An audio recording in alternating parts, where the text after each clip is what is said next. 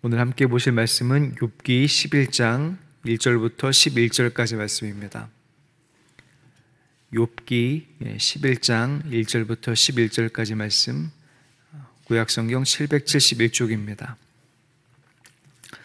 제가 봉독하겠습니다. 나아마 사람 소발이 대답하여 이르되 말이 많으니 어찌 대답이 없으랴. 말이 많은 사람이 어찌 의롭다함을 얻겠느냐. 내 자랑하는 말이 어떻게 사람으로 잠잠하게 하겠으며 내가 비웃으면 어찌 너를 부끄럽게 할 사람이 없겠느냐. 내 말에 의하면 내 돈은 정결하고 나는 주께서 보시기에 깨끗하다 하는구나. 하나님은 말씀을 내시며 너를 향하여 입을 여시고 지혜의 오묘함으로 내게 보이시기를 원하노니 이는 그의 지식이 광대하심이라. 하나님께서 너로 하여금 너의 죄를 잊게 하여 주셨음을 알라. 내가 하나님의 오묘함을 어찌 능히 측량하며 전능자를 어찌 능히 완전히 알겠느냐. 하늘보다 높으시니 내가 무엇을 하겠으며 수월보다 깊으시니 내가 어찌 알겠느냐. 그의 크심은 땅보다 길고 바다보다 넓으니라. 하나님은 두루 다니시며 사람을 잡아 가두시고 재판을 여시면 누가 능히 막을 쏘냐. 하나님은 허망한 사람을 아시나니 악한 일은 상관하지 않으신 듯 하나 다 보시느니라. 아멘.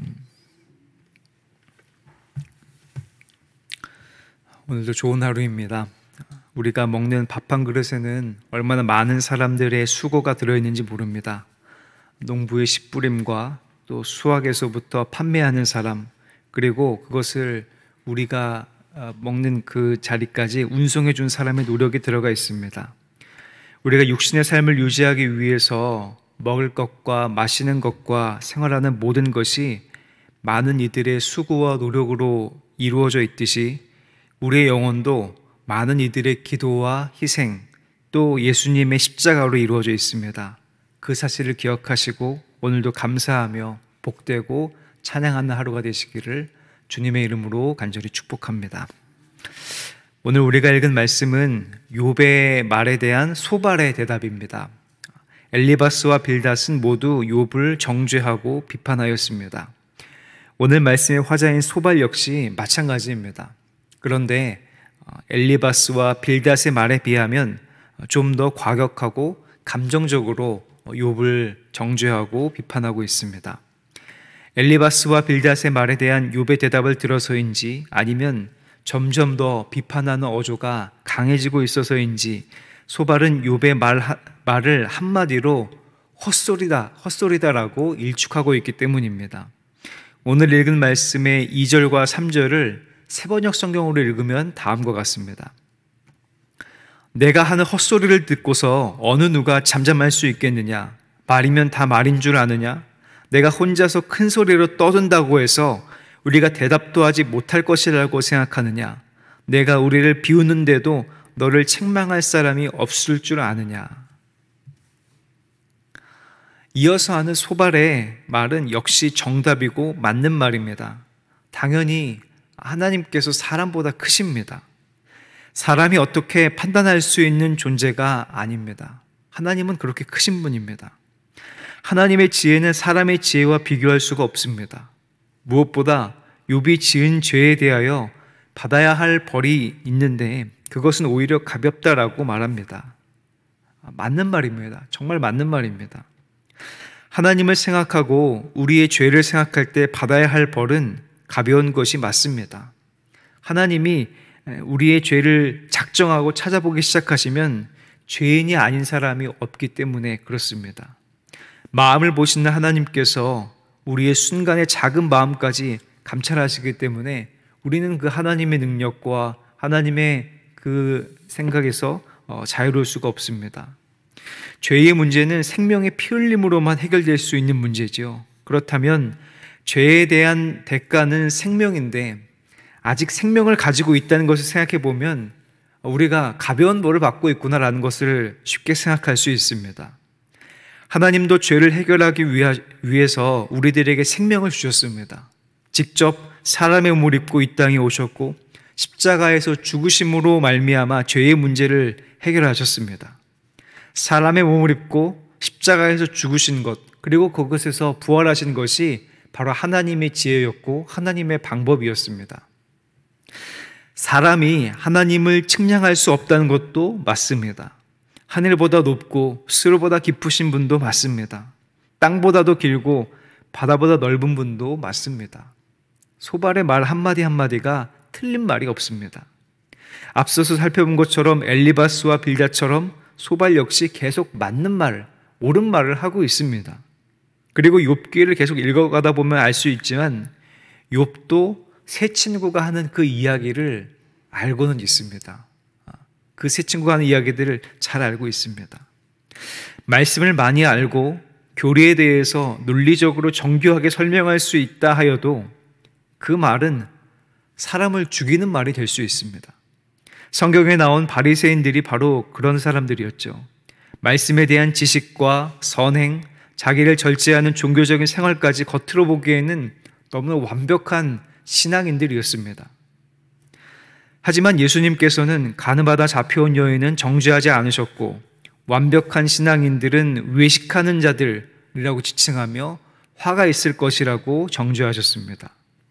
예수님은 살리셨고 바리새인들은 죽였습니다. 예수님은 살리는 말을 하셨고 바리새인들은 죽이고 정죄하는 말을 하였습니다. 바리새인들과 욥의 세 친구에게 공통점이 있습니다. 욥을 이해하고자 하는 마음, 죄인들을 긍휼히 여기고 불쌍히 여기는 마음이 전혀 없다라고 하는 것입니다. 욥이 고통 가운데 친구들과 하나님 앞에 토로하는 것을 참고 들어줄 마음이 없습니다. 욥이 그렇게 된 까닭에는 반드시 죄가 있다고 생각했기 때문에 그것에 사로잡혀서 욥을 긍휼히 여기거나 불쌍히 여기는 마음이 없습니다. 그것은 바리새인들도 마찬가지였죠. 죄인들은 죄를 지었기 때문에 정죄받아야 되고 저렇게 살아야 된다라고 생각하는 것이 마땅했습니다. 죄인과 비교하여 비교 우위에 서 있다고 생각했습니다. 그들을 불쌍히 여기는 마음은 성경 어디에도 찾아볼 수가 없습니다. 게다가 하나님 앞에서 겸손함도 보이지 않았습니다. 욥의 세 친구는 욥을 가르치고 있고 바리새인들은 그 죄인들과 비교하여서 그렇게 되지 않아서 감사하다라고 기도를 하고 있었습니다. 욥의 세 친구 역시 그런 잘못을 저지르지는 않았는지 돌이켜보는 모습, 바리새인들 자신도 죄를 지었다고 고백하는 모습은 어디서도 찾아볼 수가 없습니다. 우리가 고통당하는 이들을 볼 때 어떤 원인으로 인하여 지금의 어려움을 당하는지 명백하게 죄를 지어서 벌을 받고 있다 하더라도 하나님 앞에 자기 자신을 세워보고 다른 이들을 긍휼히 여기고 불쌍히 여기는 것이 우리들에게는 꼭 필요합니다. 하나님 앞에 자신을 세워보는 것은 자신 역시 그렇게 말하기 이전에 죄인이다라고 하는 것들을 깨닫고 인정하는 것입니다. 나 역시 하나님의 은혜로 말미암아 구원을 받았다라고 하는 것을 인정하는 행동이기도 합니다. 우리가 뭔가 나아서 뭔가 비교 우위에 있어서 구원을 받은 것이 아닙니다. 고통받는 저 사람보다 뭔가 나아서 죄를 짓지 않아서 잘 지내고 있는 것도 아닙니다. 그저 하나님의 은혜일 뿐입니다. 그 은혜로 말미암아 은혜를 베풀 수 있고 그 사랑으로 말미암아 사랑을 줄 수 있는 것입니다. 즉 하나님의 은혜와 사랑 안에 있을 때 다른 이들을 긍휼히 여길 수 있고 다른 이들을 불쌍히 여길 수 있습니다. 그렇다면 욥의 세 친구는 하나님의 크고 놀라우심을 알고 설명하며 가르치고 있지만 실상 놀라운 하나님의 사랑과 은혜는 경험해보지 못한 사람들입니다. 하나님 앞에 죄인임을 알지 못한 이들입니다. 욥을 향해서 전혀 긍휼히 여기거나 불쌍히 여기는 마음을 품고 있지 못하기 때문입니다. 예수님은 율법을 완성하기 위해서 오셨다라고 말씀하셨고 그 완성은 하나님을 사랑하고 내 이웃을 내 몸과 같이 사랑하는 것에 있다라고 말씀하셨습니다. 거꾸로 생각해 보면 하나님께서 율법을 주실 때는 원래 그 안에 사랑이 담겨 있고 이스라엘 백성들을 향해서 그렇게 애타고 또 돌보고자 하는 그런 마음이 담겨 있었다라고 하는 것이죠. 이스라엘 백성들을 사랑하셔서 자기 백성으로 삼으시기 위해 율법을 주신 것입니다. 즉 율법이나 하나님의 말씀은 처음부터 잘못되는 것이 잘못된 것이 아니고 처음부터 사람을 죽이기 위한 말씀이 아니었습니다. 그것을 가지고 사람을 죽이는데, 그것을 가지고 뭔가 비교 우위에 서고 싶어 하는 사람과 사람의 욕심과 사람의 죄가 잘못된 것이었던 것입니다. 우리는 다른 이들에게 성경의 지식을 자랑하고 그것을 가지고 정죄하기에 앞서서 하나님 앞에 나 역시 죄인임을 고백하고 겸손하여서 고통받는 이들을 불쌍히 여기고 긍휼히 여길 수 있어야 합니다. 말씀이 필요합니다. 말씀은 살리는 말씀이기 때문입니다. 하지만 그 말씀에 사랑을 담고 기도를 담아야 합니다. 그렇지 않으면 그 말씀이 쉽게 정죄하는 말씀이 될 수 있고 쉽게 사람을 죽이는 말씀이 될 수 있습니다. 소발은 욥의 말을 헛소리로 일축했습니다. 하나님 앞에 겸손하고 욥을 향한 긍휼이 있었다면 욥의 그 말을 헛소리로 들은 것이 아니라 신음으로 나 힘들다라고 하는 말로 들었을 것입니다. 혹시 주변에 고통받는 이들이 아무 말이나 한다고 정죄하고 있지는 않으십니까? 엘리바스, 빌닷, 소발을 타산지석 삼아, 반면교사 삼아 여러분들의 그 말씀, 여러분들의 성경을 아는 지식에 사랑과 기도를 담아주시기를 간절히 바랍니다. 그래서 다른 이들을 권면하고 다른 이들을 위로할 때 그 말씀에 사랑과 기도를 담아서 고통받는 이들을 말씀으로 일으키고 말씀으로 살리고 말씀으로 그들을 다시금 하나님께로 인도하는 저와 모든 분들 되시기를 주님의 이름으로 간절히 축복합니다. 기도하겠습니다. 은혜로우신 아버지 하나님, 우리가 아는 지식이, 우리가 아는 말씀의 지식이, 우리가 아는 성경 구절 몇 마디가 혹시 사람을 죽이진 않았는지 다시 한번 돌이켜봅니다. 하나님, 나 역시 하나님 앞에 죄인인데 어떻게 정죄할 수 있겠고 어떻게 판단할 수 있겠습니까? 하나님, 성경의 지식으로 다른 애들을 판단하기 없어 나를 먼저 하나님 앞에 세우는 지혜를 더하여 주시옵소서. 그리고 이웃들을 먼저 긍휼히 여기고 불쌍히 여기는 마음을 더하여 주셔서 저들을 위로하고 일으키고 세우는, 그러나 살리는 사람이 될 수 있도록 인도하여 주시옵소서.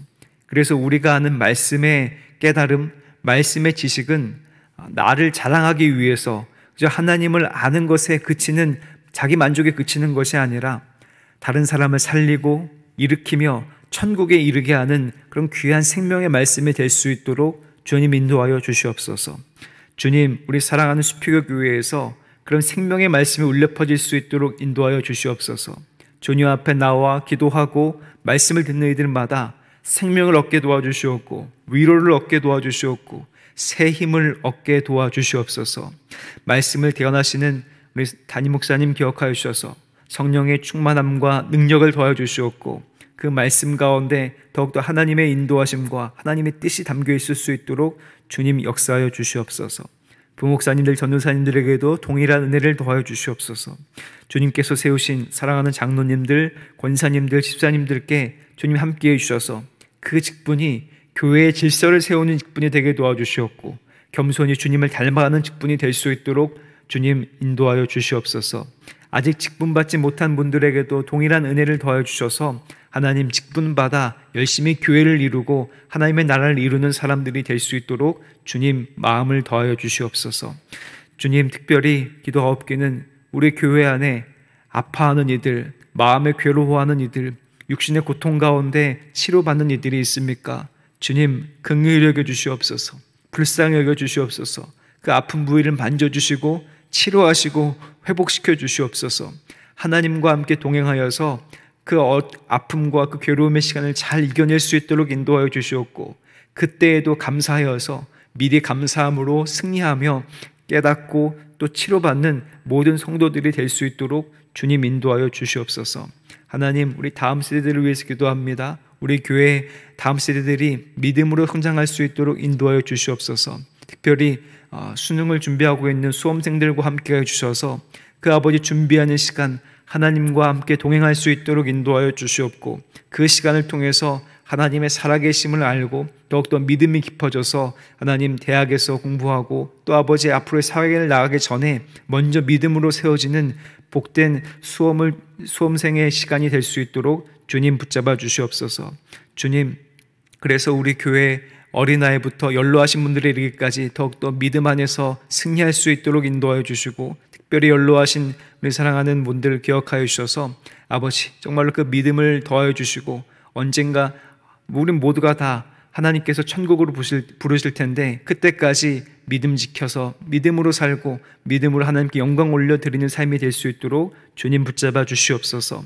하나님, 정말로 아버지 주님 앞에 나올 때 귀한 예물 드리는 이들이 있습니다. 이 예물이 쓰이는 곳마다 정말로 생명이 살아나고 하나님의 나라와 영광이 드러날 수 있도록 인도하여 주시옵소서. 예물에 담겨있는 소원과 간구를 하나님께서 아십니다. 하나님, 가장 좋은 길로 가장 좋은 때에 가장 올바르게 응답하시고 하나님께서 반응하여 주시옵소서. 주님께 모든 것들을 맡깁니다.